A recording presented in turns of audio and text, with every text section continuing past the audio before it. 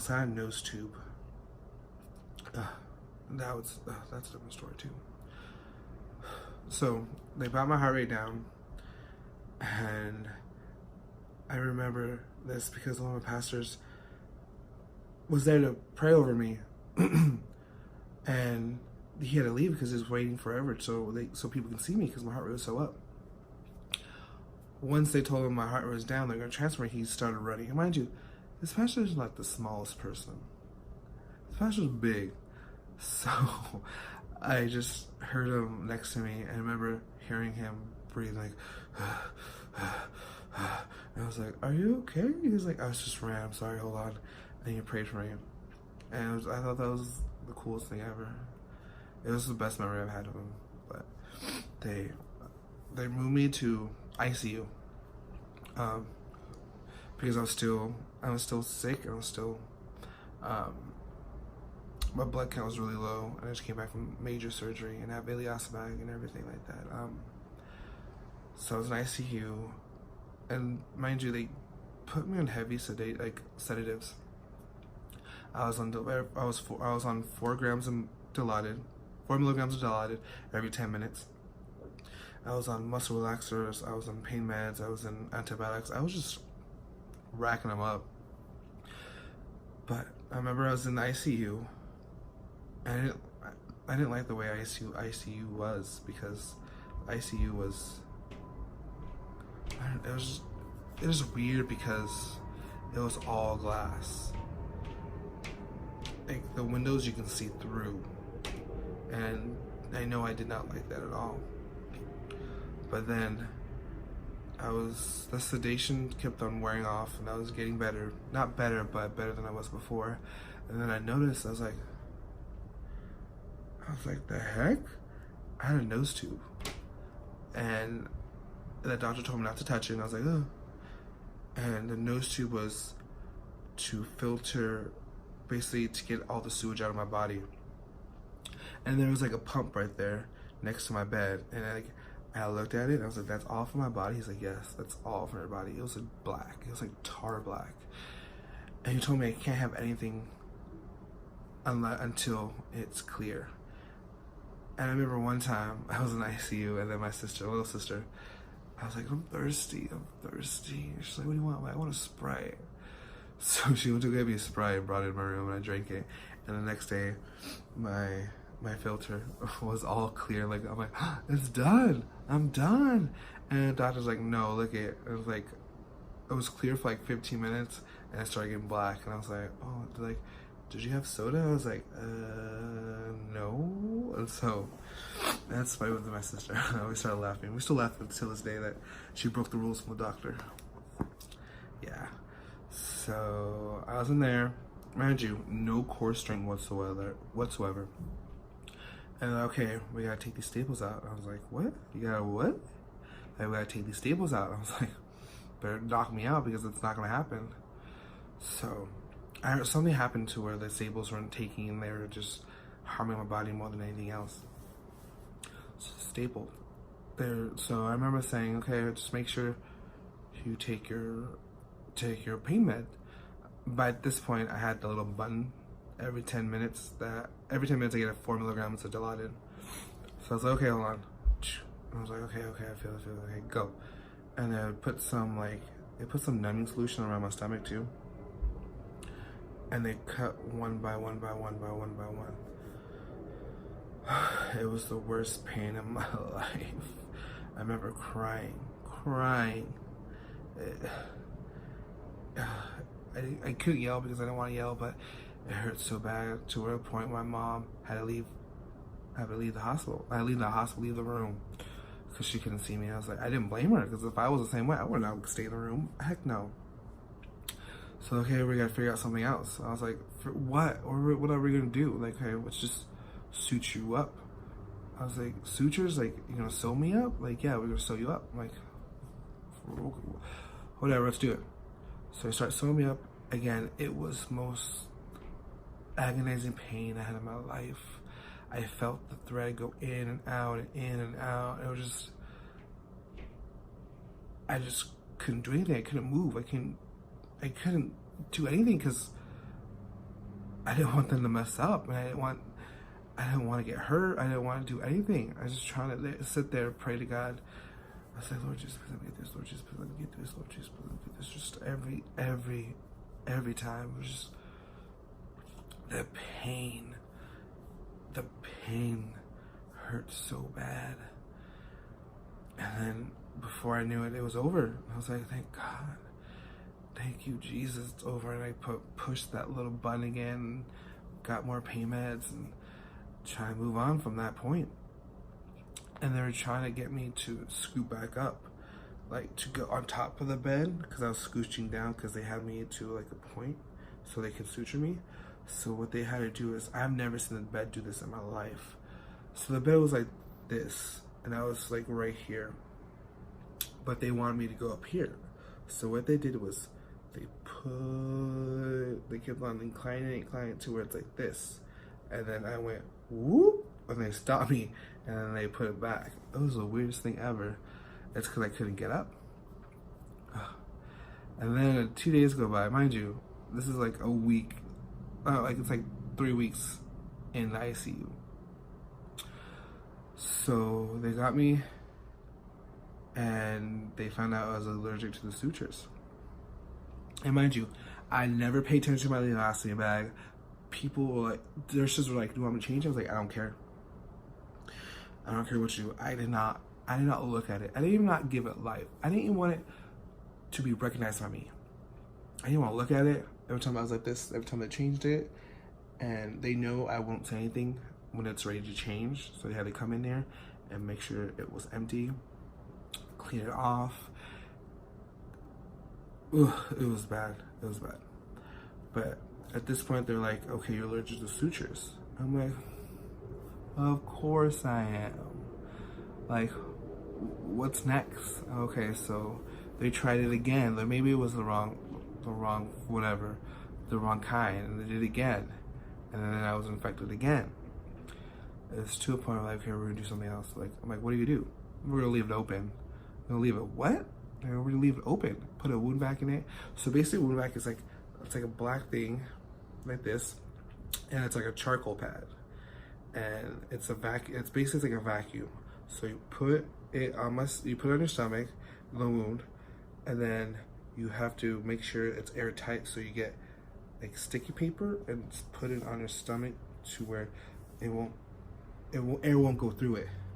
So what it does is that the charcoal mesh will help heal and filter everything, and the tube just sucks out dead skin, and it helps to regenerate new skin. And the tube will suck out, it's like a vacuum, so the old skin will go through a tube into like a little box, and you have to change it every time it's full. And mind you, it's just basically, it's like when you see liposuction and they get like cut the fat, and the fat goes in like a little box thing. That's what it was. It sucked because if you don't tape it right and you have air coming in, it'll make a noise and it won't work right. And if the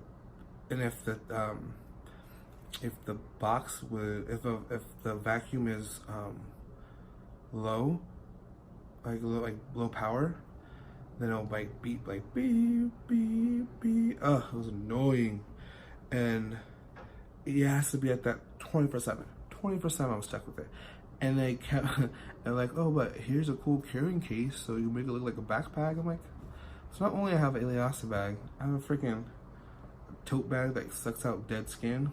Cool, why not? I'm lucky today. So that's when they happened with that. And I remember one time they were changing the charcoal pad, and my dad saw it, and my dad legit started crying. He had to run out the room, and I was just like, I've never seen my dad run out of the room before or cry. And I guess he told my mom. I guess he went outside to call my mom, and he told her that he saw my insides basically, because there's nothing covering. My dad could see straight through my stomach and see my insides. And I was just like, dang.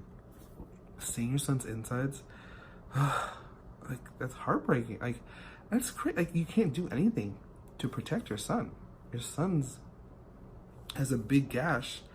That's sorry to get graphic, guys. But after that, they took me out of ICU, and they put me into a regular room. At this point, it's been 1.5 months since I've been in the hospital, and my family were my mom put her job on hold and was with me the whole time. And when my mom couldn't be there, my sister came, and her boyfriend back then, but husband now, would come stay with me. My aunts and uncles, my cousins would come stay with me.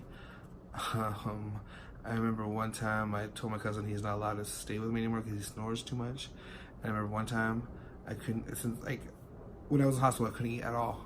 And he was eating this, I don't know if he was hungry or it was good. He had the Chinese food. I was just like, I want Chinese food so bad. It was so crazy. I was so pissed at him too because he snored. Not only he snored, he ate some bomb Chinese food too, and he did not let me have peace because I couldn't have any peace. Okay. But yeah, I'm thankful for my family because they were there with me throughout the whole entire ordeal. The whole 2.5 months I was in the hospital for, they were there for me. But back to my story. So they put me in a regular room. Mind you, I still have the nose tube. And I couldn't eat anything because of the nose tube, so they gave me, it's called a nutrient bag. I call it brown bag because I put it in a brown bag, but it's called a nutrient bag. And what it is that gives you all your daily nutrients that you need in a bag, in your IV. I was like, okay, cool, that's kind of cool. But it wasn't at all, so I was like, whatever. I was so, yes, I was so hungry. Stupid nose tube. I remember asking the doctor, I was like, can I take it out now? Can I take it out now? No, you can't. I'm like, oh. Every day I asked him for a good, 2 months straight. I was like, can I take it out now? Like, no.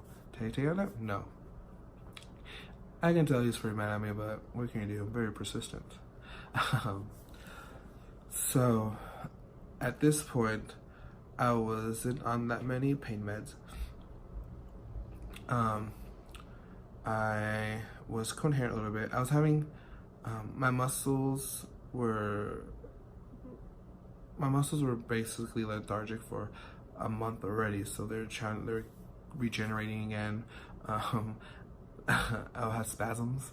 Sometimes I'm like, whoop, or I'm like drink, whoop, or my legs like, boop, boop. It was the weirdest thing in the world.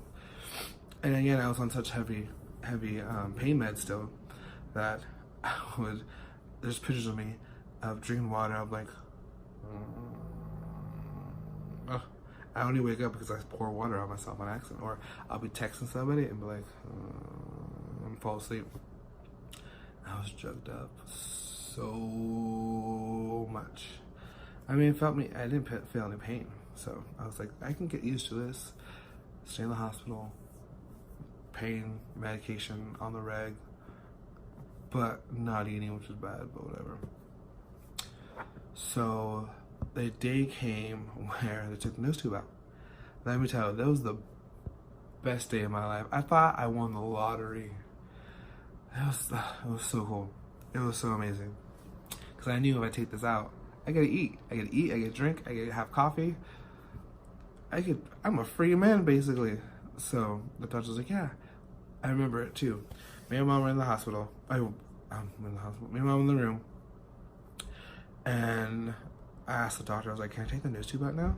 And he looked at the thing, showed like this, like, you know what? I think you're ready to go. I was like, yes. So they're like, he was doing his rounds with everybody. And he's asked the people what he was with. He was like, oh, hey, who wants to take the nose tube out? And this girl just like, I do it. And she like grabbed my nose. And I remember too, just pulling and pulling and pulling. And I felt it go all the way, like going up to the point it was out. And I was like, it's like I was breathing for the first time.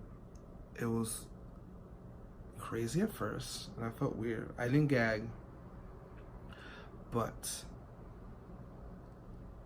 it was just, I knew it was one step closer to being a free man. I was like, oh, heck yeah. That's cool. And the first thing I ate was like a cheese quesadilla. Ugh, it was the best thing ever. Mind you, the hospital had really good food, so it was fine. And I had really good coffee too, because I made my mom or dad or my sister go get it for me. But yeah, because I knew, I was like, you know what? This is one step closer to getting out of this hospital. And then it came a time to where the wound specialist was like, hey, do you want to learn how to change ostomy? I was like, nope. Don't want to learn. Really? Don't want to touch it, don't want to see it, don't want anything. Don't even want to give it life, basically. I don't want to know it's there. Like, I was so devastated with it that I didn't even want to look at it. Again, when the nurse changed it, I was like this the whole time. I was like, are you done? Are you done? Oh, we're done. Okay, cool. It sucked. It sucked, basically. And then, good thing at this hospital, because they asked you if you want to take a class with it. And I was like, I don't want to take a class. So my mom took a class. And she learned everything that she needed to learn, basically, because we're there for so long. And at this point, too, like, my parents would give them donuts. My parents would give them chocolates. It's just like donuts and coffee, just stuff. So, because if it wasn't for them, I don't know where I would be. I had nurses that would sit in the bed with me, watch TV when my parents could be there. Nurses just to like sit there, talk with me, joke around with me, make sure they talk to me as a person, not a person with a disability, basically, because I couldn't do anything. They always treat me, like, ask me how my day is going, ask me if I'm doing fine. If I wasn't doing fine, they asked me why. It was just, that nursing team was amazing, basically. I owe my life to them. I'm so happy that I was there when they were there. If I didn't, then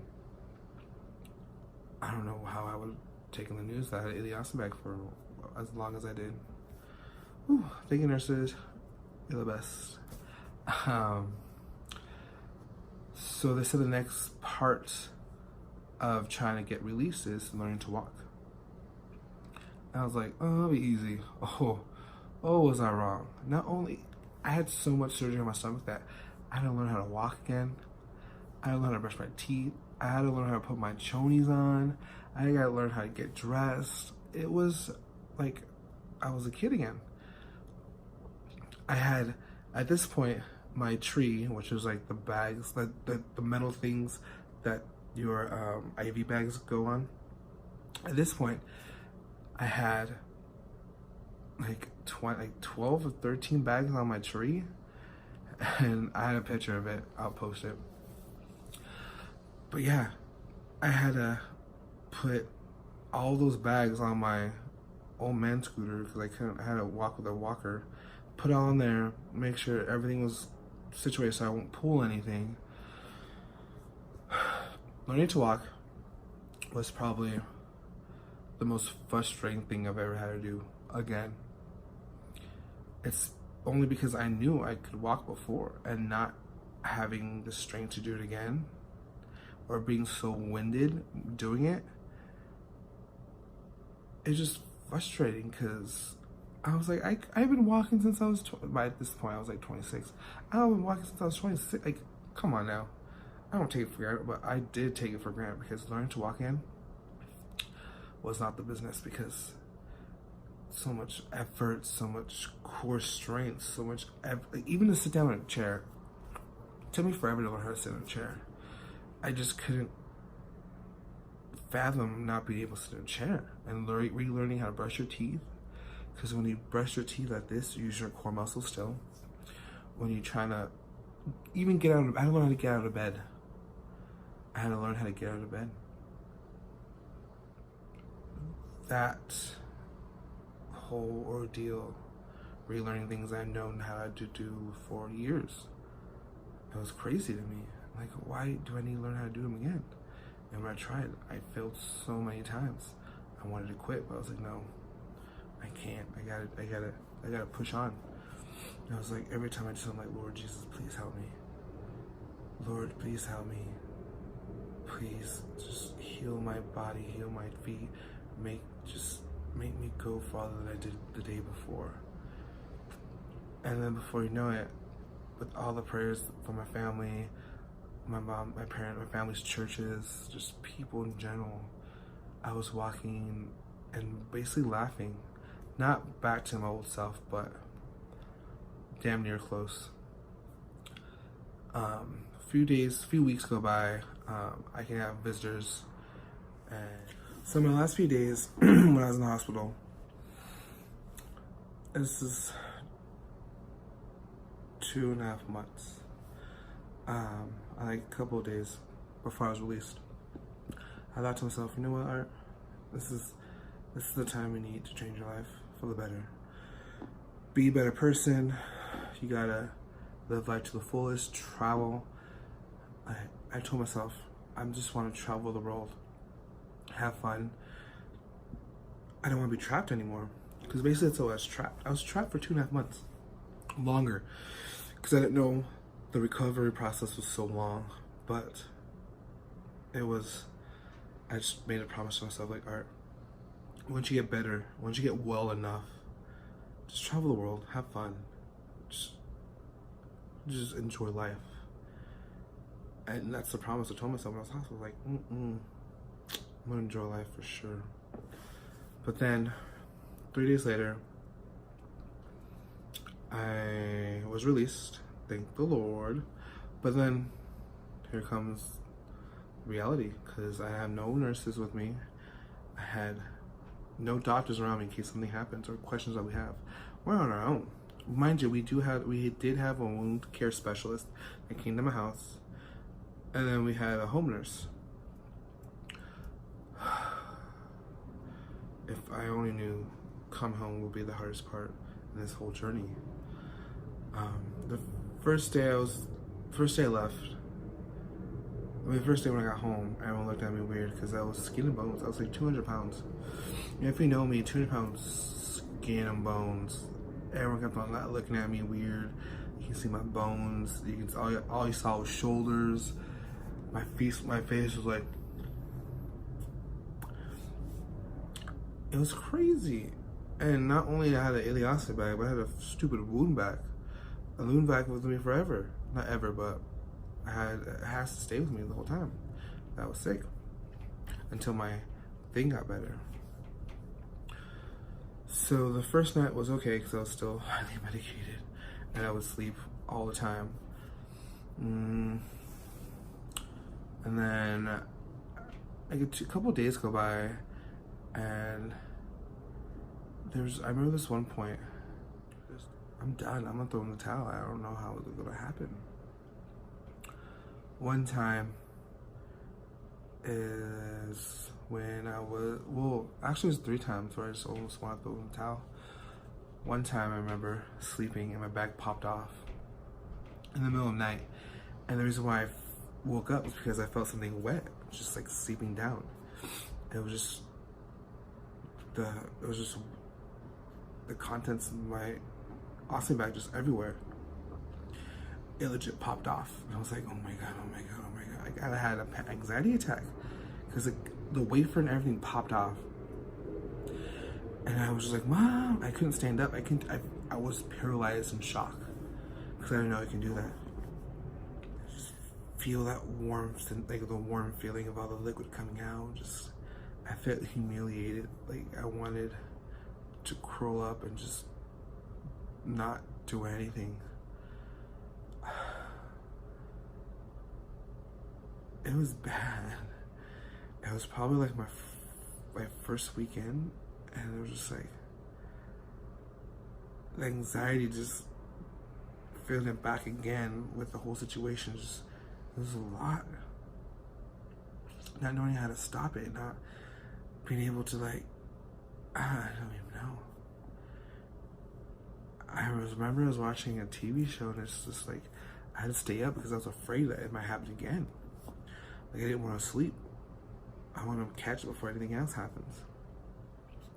That was one instance. And then the second one, I was eating soup. and we were trying to. I didn't have at this point. I wasn't eating as much as I was supposed to, and I was trying to get my bag on. Me and my mom were frustrated, and I'm like, ugh, I don't know what's going to happen. I thought I had it on good. I was like, I'm a professional. No. I remember it popped, like it came out, it slid off somehow. I don't know how. And I was there eating soup, and I was just crying. Not just like, crying, but like one shed tear. Just like, I felt so uncomfortable eating. I didn't want to eat because I don't want nothing to come out. My mom's like, no, you have to eat. So we put like a plastic bag around my, wouldn't go anywhere, so it would just go in the bag. I just remember that feeling, just like defeat, basically. Like, I have to accept this because there's no way of stopping it, and I have to eat because my body needed food. It was crazy. It was just, I was sitting in a chair and just feeling it. It was. And the last one, ileostomy bags are hard because it's mostly liquid, and liquid sucks because it gets in any crevice that you don't plug up. So again, like I told you, I lost a lot of weight, and so I had a lot of crevices around my ostomy, and so we had to like makeshift some putty and put it around it so it won't seep through. But I remember one time we had this new guy, we couldn't get the wafer sticking on, and it was just constant taking it off, taking it on, and it started to chafe my skin. My skin was red. I still have marks till this day. And it was just, we couldn't get it right, and we're going on, this is like 2 hours we're going on. I remember crying because the pain hurt so bad. Them ripping off the wafer and putting back a new one, and then a new wafer out, and then taking off an old wafer, the other wafer, and put it back on. It was just, that constantly rubbed my skin raw. It was bleeding. It was just painful, humiliating, because I couldn't get it to stop. And the guy put the wrong bag on. We had to take it all off. It was one piece, and I was screaming. I was crying. I couldn't do anything. My mom couldn't do anything about it because they were trying to help us. And thank God, because my home nurse and wound specialist, they were so nice. They called another person to come over to help us put the bag on, and they were just trying to figure out new ways to do it, different ways to do it, because it wasn't taking. And it was just a constant ripping stuff off, and just my like around my ostomy was just like raw. I was screaming because they have to put alcohol rub around it to disinfect everything that came through. It was just, I remember the guy came in to check my wound around 1. He couldn't do it. He tried. Called somebody around 4. The new girl came at 4. And then she stayed until like 7 or 8 o'clock at night, just trying to so it was like 7 hours of them taking it off, putting it back on, taking it off, putting it back on. It was rough. Like, it was rough. I have had so many bad things happen to me when I had my ileostomy bag, but again, I was just like, God, please help me, please help me. See, there's a lot of stigmas that come with an ileostomy bag or ostomy bag. I know because I've had them. Like, oh, I'm gonna smell, can they smell me? Like, how's this gonna happen? Like, I can't do anything that everybody else can. Again, smell, like, are they gonna smell me because I have a bag right next to me? What happens if I leak through? What happens if I blow a bag? What if I can't change anything? Like, my bag, like, where do I go to change it? What if I run out of supplies? Who's gonna get me some?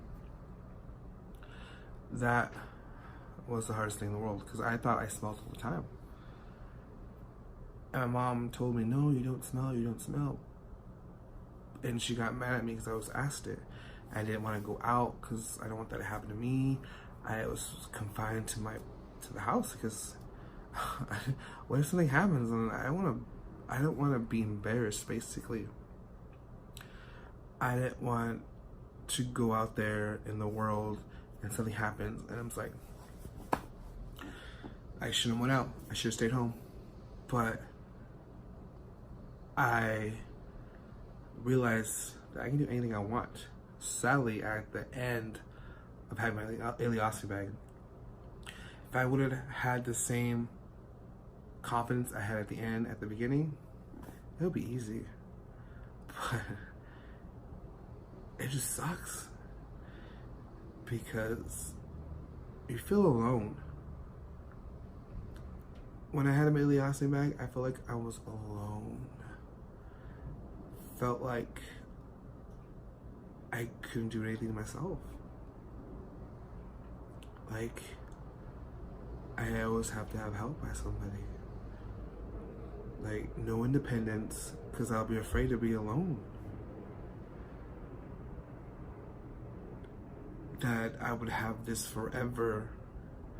Again, people who, my heart goes out to everyone who has it, who has ileostomy bag or ostomy bag right now, and they live in the best life, because I couldn't. I don't know why that is. Maybe because it wasn't life or death. But I just couldn't. Like, I couldn't go out. I didn't want to go out. I had to be forced out. Didn't want to walk. Didn't want to do any of my exercises. Because I feel like no one knew what I was going through. It was, again, not till the last month and a half, like February-ish, where I was like, I can do this. And then March is when I had my surgery to reverse it. I remember one time I went to Disneyland. It was amazing, but I got tired so fast. So fast I got tired. And then I was always checking my bag because I didn't want to leak through. And with me, so I have to change. A lot of people can change their bag standing up, but I couldn't. I had to lay down. And I was looking at myself like, if my bag, something happened to my bag, how am I going to change it? Well, I'm not going to lay down in Disneyland's bathroom floor. Like, everyone can see me. I can't change my bag here. That's why I feel like sometimes but establishments should have like a section to where someone can have privacy changing a bag. I would have a doctor's appointment every week. And my mom keeps on forgetting about asking doctors questions about my pills. But I remember one instance where it was like a month into it, and it just dawned on her, and she asked the doctor, "Hey, why is my son so lethargic and tired? Like, what's going on with that?" Because all I did was sleep. I had to walk when I had to walk, but I slept all the time, where I was just on the couch, just dozing off. So the doctor goes, next week, when you come in, bring all his meds in. And I was like, okay, well, mind you, I had like 8, 9 meds that I was taking. So next week goes by, and we go to the doctor's appointment. My mom brings him all the pills, and then he goes, "He takes all that?" And my mom goes, "Yeah, he takes all that." And then my mom goes, "So what makes him so tired?" And then he's like, muscle relaxer, pain meds, another muscle relaxer, another muscle. Half of the stuff they gave me when I was in the hospital to take regularly were muscle relaxers. And one of them was even the new drugs that everyone got addicted to, too. It was crazy. So my mom, being the mom she is, like, half my dosage of all my pain meds and all my muscle relaxers, because she's like, I'm not going to have a child who's going to be strung out on payments, blah, blah, blah, blah, blah, blah, blah. So I was like, okay, whatever, mom. But there were some times where I snuck some, and then I had my aunts who would come babysit me, and they would be on it like crazy. My mom would make them fill out a book. My mom would have a book on like, what did our take today? It was like this one, this like check marks, like this, and with everything in the hour, within the hour, she had everything mapped out. I had to give it to my mom because my mom had everything planned out. She made everyone fill out a book of how I was today, and when I took my meds, it was like clockwork with her. Like, I have to give it up to my mom because if it wasn't for her, I wouldn't know where I would be. It was back. So I had my reversal surgery in March. So I've got released in November because it was like 2 days before Thanksgiving. So I did a pretty good, like, July, August, September, October, November, November, December, January, February, March, April. Like 5 months, 4 or 5 months of my bag. It was the worst 5. I won't say the worst again because people have this to this day for a while. But for me, it was a learning experience. I learned a lot about myself, learned about everything. But when that day came for my reversal surgery, I was like, thank you, Jesus. I didn't have to. By this time, my wound vac was gone. Turned it in. Didn't have to have it anymore. That was weird. I can never use just like a vacuum cleaner when I fall asleep because I had to sleep a certain way because I didn't want to kink the hose. It was a big ordeal. And then I thought the first thing I would do in my surgery, I'm like, the first thing I'm gonna do, I'm gonna sleep on my stomach. Because I was so afraid with the ileostomy bag, I couldn't sleep on my stomach because I didn't want the bag to pop off or not waking up in the middle of the night trying to touch my bag to make sure it's okay or it won't pop off or to empty it. I can actually have a proper shower. I can go under the water because I was still afraid. So when I had my ileostomy bag, I would turn my back and just like lather, rinse, repeat, basically like that. But I can just be like under the water and just like have my moment in the water. I had all these things I want to do. I told myself again, I want to travel more. After this, I'm going to travel so much. I want to live my life to the fullest, just be a better person. I want to, again, hence why I'm doing this. I want to have a YouTube channel. I want to show my explorations. I want to show them travel the world.